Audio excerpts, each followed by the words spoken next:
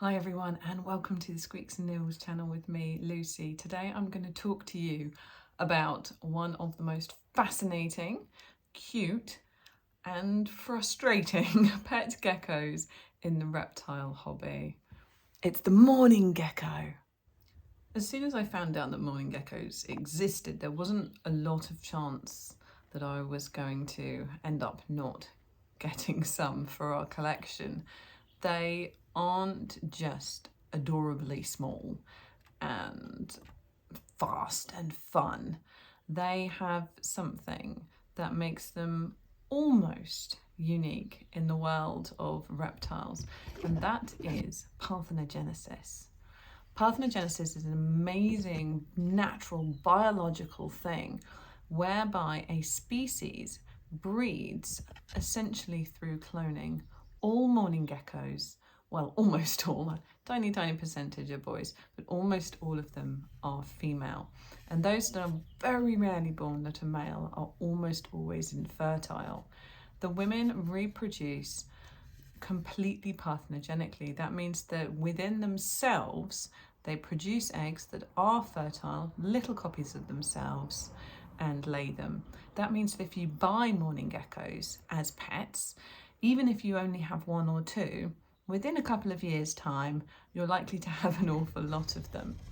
This is a wonderful and miraculous thing, and it's something that I have really enjoyed witnessing firsthand, bringing home two very small baby mourning geckos, watching them grow up into relatively chunky adults, and then produce these pairs of eggs that are stuck in the most bizarre tiny locations in the tops and the sides of the tank, and having eventually them start to hatch and produce beautiful little babies that are just exact replicas of their mums. And yeah, it's a miraculous and a fantastic thing that this is a process that exists and one that happens.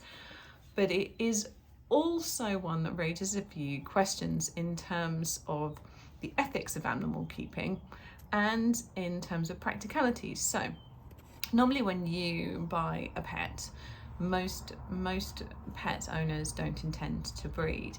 If you do, you need a really strong plan for what's going to happen to the babies. So to begin with, you can just keep them. They're tiny, they don't take up a lot of space, they're really cheap to feed. They just eat fruit flies and crested gecko mix and really small amounts of that. And then after a while, you end up with quite a lot of mourning geckos. And you can't keep them all together forever. You are eventually going to run out of resources. They're going to start fighting with each other. And at that point, you need to think about how you're going to either home the babies, and that involves catching them, which is something I'll talk about a bit more in a minute, or taking the eggs as soon as they're laid, so before they've had a chance to start developing, and freezing them so that they don't turn into babies. This, in my personal moral and ethical view, is an absolutely fine thing to do. You're doing it before the babies have even started to develop, and it stops overpopulation with the tank. There are a couple of downsides. One of them is that mourning geckos are amazing at hiding their eggs.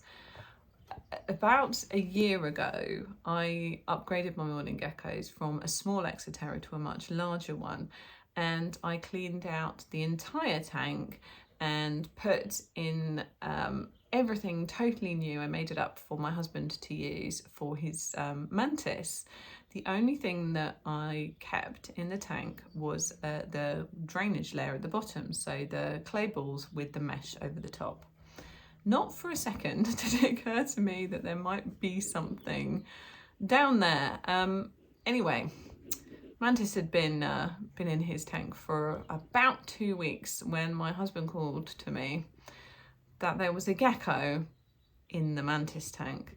And in fact, there were 2 geckos in the Mantis tank. So the only possible reason for that is either that they had managed to get below the substrate, below the mesh, and into the clay balls and laid their eggs down there, and then they had then hatched, or that when I cleared out the tank, they are so tiny that I just didn't see them. Fortunately, managed to catch them out of the mantis tank and put them into a separate container. Now, I don't know how well the camera's going to focus on this, but we'll give it a go. In this pot, currently, there are two, you can see it's a springtail pot, there are two tiny baby mourning geckos. I'll get some B-roll for you so you can see them properly. These tiny mourning geckos are in this little pot because both of them escaped.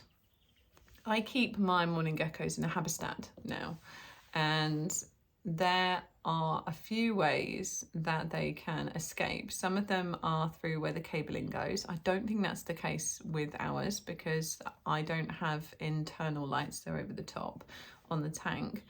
And the other is that the door, when it opens, produces a hole at the other side as you open it, and I think it's possible that occasionally they're running out of that part when I open the door.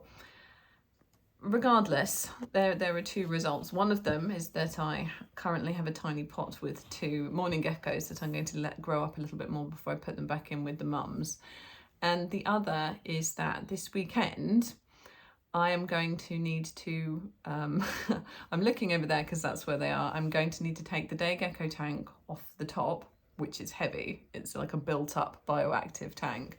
And I'm going to have to find and seal any gaps that there might be around the top near the mesh and hopefully prevent further escapees. But it's, you know, it's something to consider, especially if you live with people who, for example, aren't as comfortable around reptiles. You don't want tiny geckos getting out into your room and potentially upsetting the rest of the family. And the fact is that I live in England, as you could probably tell, and here the climate is no good for geckos a lot of the year. If they escape into my house, very sadly, they won't remain in my house very long and healthily if I don't catch and find them. But there are plenty of places in the world where if your tiny little mourning geckos escape, that they could not just survive in your house, they could thrive there as well. And you could end up with quite the local population. A friend of mine, in fact, calls mourning geckos free-range pets. You know, that's not ideal, is it? So when you're thinking of getting mourning geckos, don't just think about how cute and fun they are. And you know, although they're often quite shy, it's not impossible to tame them down. Plenty of people do. They're lovely little pets. They're incredibly entertaining, and parthenogenesis is a little bit of a scientific miracle. There's lots of reptile species, don't get me wrong, that do produce occasionally through parthenogenesis, especially a couple of varieties of snakes will occasionally produce a clutch of eggs that has had no father's involvement. It's just the mother using this sort of cloning method to reproduce. But for most reptile species, that is a rare one-off. These mourning geckos are one of very few truly entirely parthenogenic species. And to my knowledge, the only parthenogenic species that is commonly kept as pets. But if I'm wrong, please do tell me in the comments because I'd love to know about any more of them. I love my mourning geckos. I'm delighted that I have them. I think they're a fantastic addition to not just my reptile room and my world of pets, but also educationally they are a fascinating thing. I've read a little bit behind them, and I think the general theory is that throughout history there have been a few parthenogenic species that have occurred, and sadly their time is numbered from the point that they start regularly being parthenogenic, because essentially if you get a new disease come up, like we're now all very familiar with occurring, they will not have a number of individuals with better immunity or complete immunity that allow them to evolve and selectively breed past the issue. If it's something that kills one of them, they're clones, so they're all going to die.